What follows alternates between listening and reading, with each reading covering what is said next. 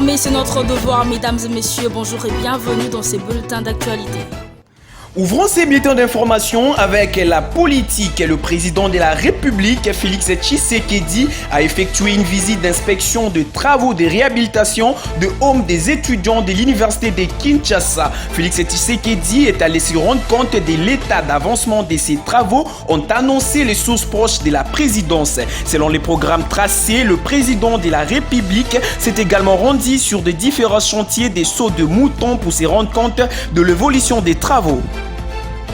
Restons toujours sur ce même chapitre. Le vice-premier ministre, ministre de la Justice et garde de Sceaux, Célestin Tundaya Kasende, était en visite ce jeudi 13 février 2020 dans le chantier de Saut de Mouton dont le travaux piétine depuis plusieurs mois. Cette descente sur terrain intervient après l'ouverture d'une instruction judiciaire le 8 février dernier par Adler Kisula Betika, procureur général près la cour d'appel de Kinshasa Matete, afin d'investiguer sur l'exécution de travaux publics. En diplomatie, Mike Hammer, ambassadeur américain en poste à Kinshasa, s'est exprimé sur le voyage avorté de Michael Richard Pompeo, dit Mike Pompeo, secrétaire d'État des États-Unis en RDC. Pour rappel, c'est Félix Tshisekedi qui avait annoncé l'arrivée au mois de février de la personnalité politique américaine pour travailler avec le président Tshisekedi, son équipe et son gouvernement pour combattre la corruption.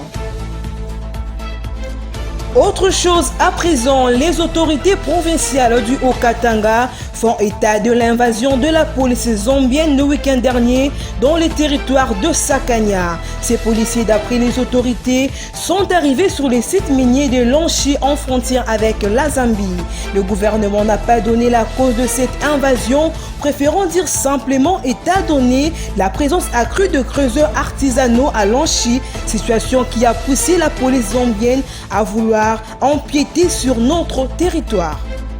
Santé pour boucler ces bulletins d'actualité. Malgré le progrès et une chute récente du nombre de cas jugés extrêmement positive, la qualification de l'épidémie d'Ebola en RDC d'urgence internationale a été prolongée mercredi par les experts. L'épidémie doit continuer d'être une urgence de santé publique internationale, a déclaré à la presse le directeur général de l'OMS, Tedros Adhanom, à l'issue d'une réunion de spécialistes de la maladie à Genève.